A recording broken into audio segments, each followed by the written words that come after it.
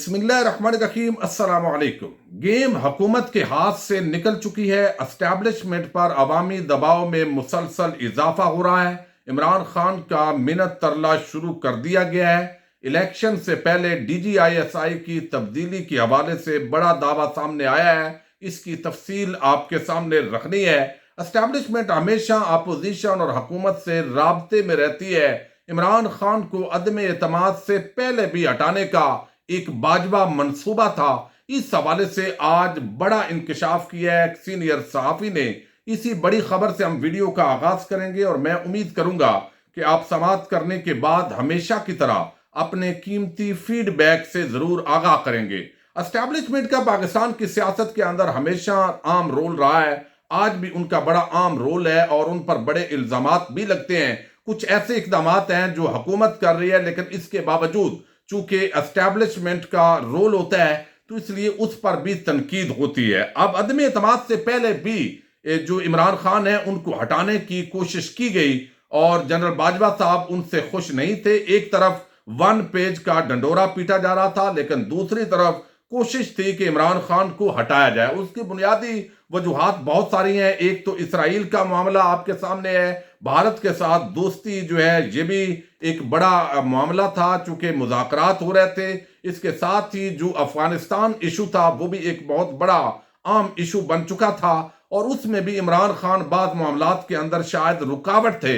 انصار عباسی اسٹیبلشمنٹ کے قریبی صحافی سمجھے جاتے ہیں اور آج کل جتنی بھی مقتدر حلقوں کے حوالے سے خبریں ہوتی ہے وہ سامنے لاتے ہیں اور آج انہوں نے ایک بڑا انکشاف کیا ہے۔ انکشاف یہ ہے کہ عدم اعتماد سے پہلے بھی جیل کے اندر موجود ایک ملزم شہد خاقان عباسی، اس کے ساتھ ڈیل کرنے کی کوشش کی گئی کہ اگر آپ راضی ہوں تو آپ کو ہم وزیر اعظم بنا دیتے ہیں اور عمران خان کا تختہ الٹ دیتے ہیں۔ اب یہ خبر کیا ہے، پہلے یہ آپ کے سامنے رکھتے ہیں تاکہ اندازہ ہو کہ کیسے یہ ساری گیمیں ہو رہی ہوتی ہیں اور پھر جب سیاست کے اندر مداخلت کا ذکر کیا جاتا ہے تو اس پر پھر بہت زیادہ جو ہے وہ سمجھیں کہ دھمکیاں ہوتی ہیں۔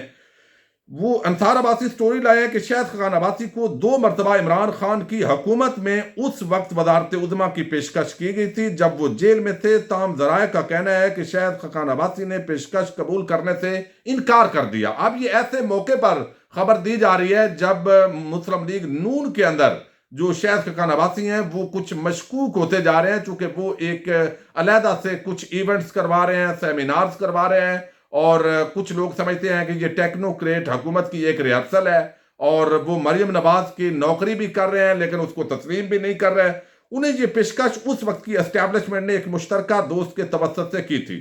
ان دنوں مفتاح اسماعیل اڈیالہ جیل میں تھے۔ جب ان سے رابطہ کیا گیا تو انہوں نے کہا کہ ایک مرتبہ شہد خاقان عباسی نے انہیں بتایا تھا کہ ایک مشترکہ دوست نے ملاقات کی اور بتایا کہ اس وقت کی اسٹیبلشمنٹ چاہتی ہے کہ انہیں وزیر اعظم بنایا جائے، یعنی جنرل باجوہ صاحب ظاہر چاہتے تھے۔ مفتاح نے کہا کہ انہیں اس مشترکہ دوست کا نام معلوم ہے جو یہ پیشکش لے کر شہد خاقان عباسی کے پاس پہنچے تھے، لیکن انہوں نے یہ نام اس نمائندے کو نہیں بتایا، یعنی انصار عباسی کو۔ مفتاح کے مطابق شہد خاقان عباسی کو یہ بھی کہا گیا کہ وہ مفتاح اسماعیل سمیت اپنی کابینہ میں جسے چاہیں لگا سکتے ہیں، تاہم مفتاح نے کہا کہ میری معلومات کے مطابق عباسی کو ان کی جیل کے دنوں میں یہ پیشکش کی گئی تھی۔ یعنی مفتاح اسماعیل وہ بھی کرپشن کیس کے اندر جیل میں ہے اور شہد خاقان عباسی بھی اسی طرح کے معاملات کے اندر جیل میں تھے، تو جیل کے اندر سے بھی کرپشن کے ملزمات کے ساتھ ڈیلیں ہوتی ہیں، ان سے بات چیت کرنے کی کوشش ہوتی ہے۔ یہ سٹوری جو ہے اس حوالے سے انکشاف کر رہی ہے۔ پھر ذرائع کا کہنا ہے کہ شہد خاقان عباسی کو کہا گیا تھا کہ اگر وہ رضامند ہوں تو انہیں عمران خان کی جگہ وزیر اعظم لگایا جا سکتا ہے، جن کا طرز حکمرانی اور کارکردگی اس وقت کی اسٹیبلشمنٹ کے لیے انتہائی مایوس کن تھا۔ مبینہ طور پر اسٹیبلشمنٹ ہی عمران خان کو سیاسی جوڑ توڑ اور 2018 کے الیکشن میں ہیرا پھیری کے ذریعے اقتدار میں لائی تھی۔ ذرائع کا کہنا ہے کہ دونوں مرتبہ شہد عباسی نے اسٹیبلشمنٹ کو مشترکہ دوست کے ذریعے پیغام دیا کہ وہ اس طرح کی پیشکش میں دلچسپی نہیں رکھتے اور اگر اسٹیبلشمنٹ کے ذہن میں کوئی خیال ہے تو وہ میاں نواز شریف سے رابطہ کرے۔ اس وقت میاں نواز شریف اسٹیبلشمنٹ کے لیے بالکل ناقابل قبول شخصیت بنے ہوئے تھے، جبکہ موجودہ وزیر اعظم شہباز شریف نے بھی پہلے ہی وزارت عظمیٰ کا عہدہ اس شرط پر قبول کرنے سے انکار کر دیا تھا کہ مسلم لیگ نون میں وہ اپنے گروپ کی قیادت کریں۔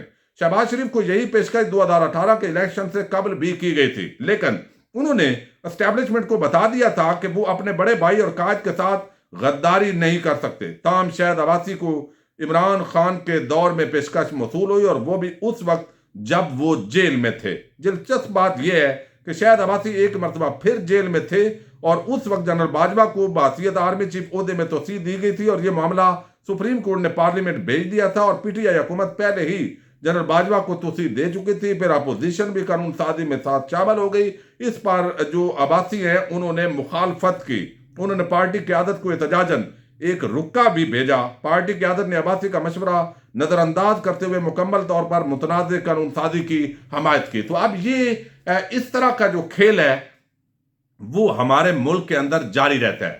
پرویز مشرف صاحب احتساب کے نام پر انہوں نے اقتدار حاصل کیا، لیکن پھر ایک نئی کاف لیگ بنا کر پھر عوام کو اسی طریقے سے انہوں نے جو ہے ان کی امیدوں پر وہ کہتے ہیں پانی پھیرا۔ اب جو ہے ایک اور بڑا دعویٰ سامنے آیا ہے۔ یہ بات تو یقینی ہے کہ جو ایپیکس کمیٹی کا اجلاس ہوا ہے اس کے اندر پی ٹی آئی کو دعوت دی گئی، لیکن انہوں نے قبول نہیں کی، اور پھر اسی طریقے سے آل پارٹیز کانفرنس ہو رہی ہے اب، اور اس کے اندر بھی عمران خان کو پیغام پہنچایا گیا ہے، ان کو منت ترلا کیا جا رہا ہے، بیک ڈور رابطے کیے جا رہے ہیں کہ اس کے اندر آپ تشریف لائیے تاکہ ایک ملک کی وسیع تر پالیسی تشکیل دی جائے۔ لیکن دوسرے آپ دیکھیے کہ ایک طرف یہ منت ترلے جاری ہیں، دوسری طرف شیخ رشید اور باقی پی ٹی آئی کے جو قائدین ہیں، کاف لیگ کے جو قائدین ہیں، ان کے خلاف مقدمات بنائے جا رہے ہیں، ان کو جیلوں میں ڈالا جا رہا ہے، گرفتاریاں کی جا رہی ہیں، اور ان کو آگے لگایا ہوا ہے۔ تو یہ دوسری طرف بھی گیم جاری ہے، اور یہ مسلم لیگ نون اور پی ڈی ایم کی پوری کوشش ہے۔ بعض اقدامات وہ ایسے کر رہے ہیں کہ کہیں معاملات طے نہ پا جائیں، اور میں سمجھتا ہوں کہ اسٹیبلشمنٹ کے ساتھ عمران خان کو امید نہیں رکھنی چاہیے۔ یہ بہت بڑی زیادتی ہوگی جب پتہ چل گیا کہ یہ سارا کھیل ہے، تو عوام کو ساتھ لے کر اس پورا جو نظام ہے اس کے خلاف جنگ لڑنی چاہیے۔